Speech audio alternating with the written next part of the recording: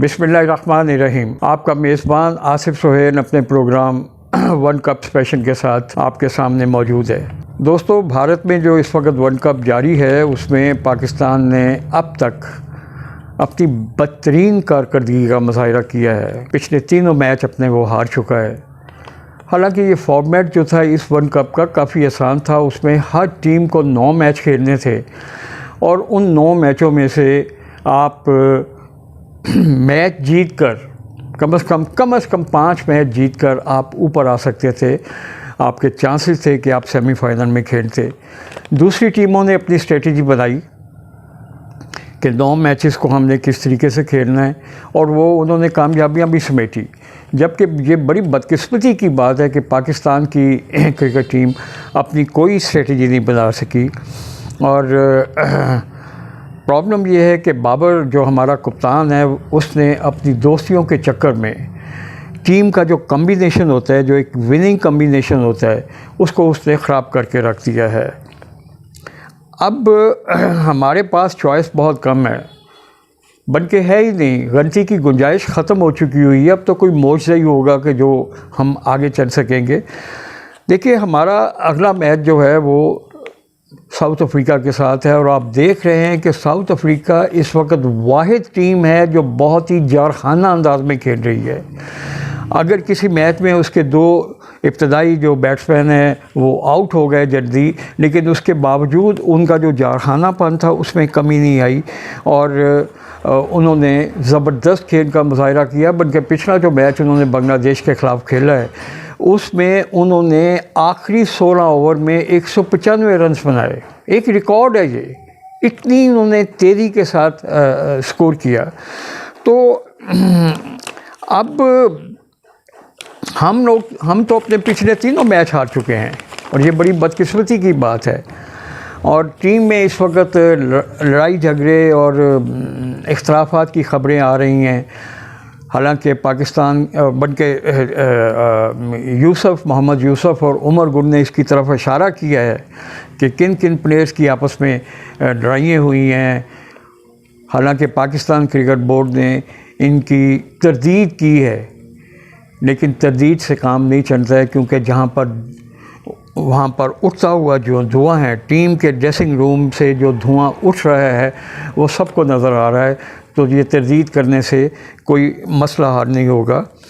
आपने देखा होगा पिछला मैच जो था अफ़गानिस्तान के साथ, उसमें एक मौका ऐसा आया है कि जिसमें हारिस रऊफ़ ने बड़ी कॉन्फिडेंट अपील की एलबीडब्ल्यू की, और जो विकेटों के पीछे विकेट कीपर होता है उसकी बहुत ही इम्पॉर्टेंट ओपिनियन होती है, क्योंकि विकेटों के पीछे बॉल की पिचिंग कहाँ पर हो रही है और कहाँ उसकी डायरेक्शन है बॉल की, वो देख रहा होता है।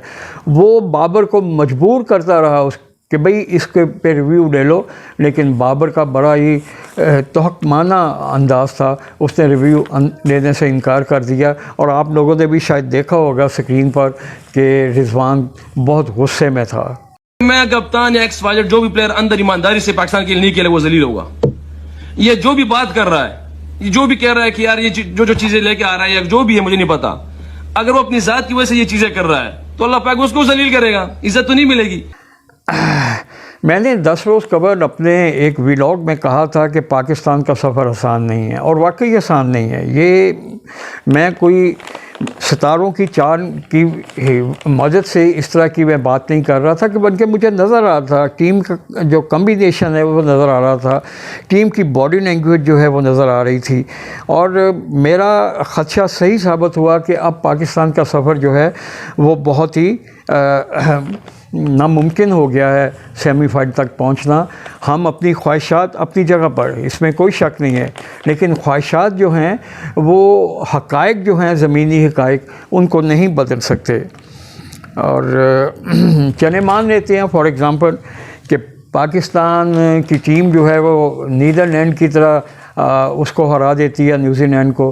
फिर हमने इंग्लैंड और क्या उसका नाम है न्यूजीलैंड के ख़िलाफ़ अपने 2 मैचेस खेलने हैं जो काफ़ी मुश्किल होंगे। इंग्लैंड मैच हारा हुआ है, दफ़ाई चैम्पियन है, वो बाउंस बैक करेगा किसी न किसी मैच में। तो उसने आके अपने आप को अपना दिखाना है कि मैं डिफेंडिंग चैम्पियन हूँ।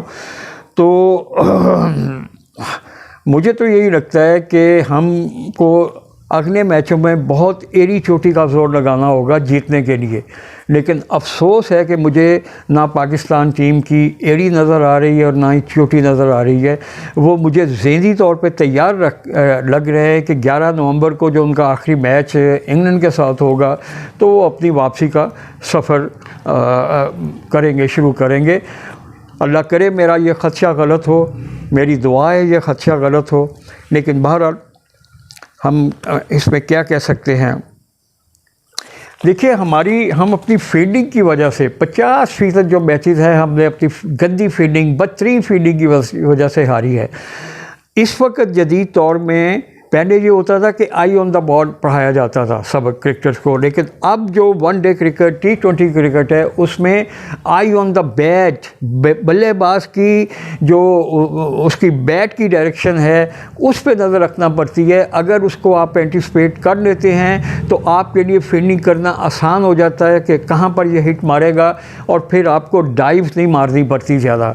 तो हम लोग इसमें बहुत ही पीछे हैं। पता नहीं हमारे जो फील्डिंग कोच है वो प्लेयर्स को क्या टिप दे रहे हैं। बहरहाल मुझे जो समझ आ रही है वो ये है कि आई ऑन द बैट, क्योंकि वनडे क्रिकेट और T20 में ख़ास तौर पर फील्डिंग सबसे इम्पोर्टेंट फैक्टर होता है। तो बस मैंने आपसे कहना था। मेरी दुआएं पाकिस्तान की टीम के साथ है। आफ्टर ऑल मैं एक पाकिस्तानी हूँ, लेकिन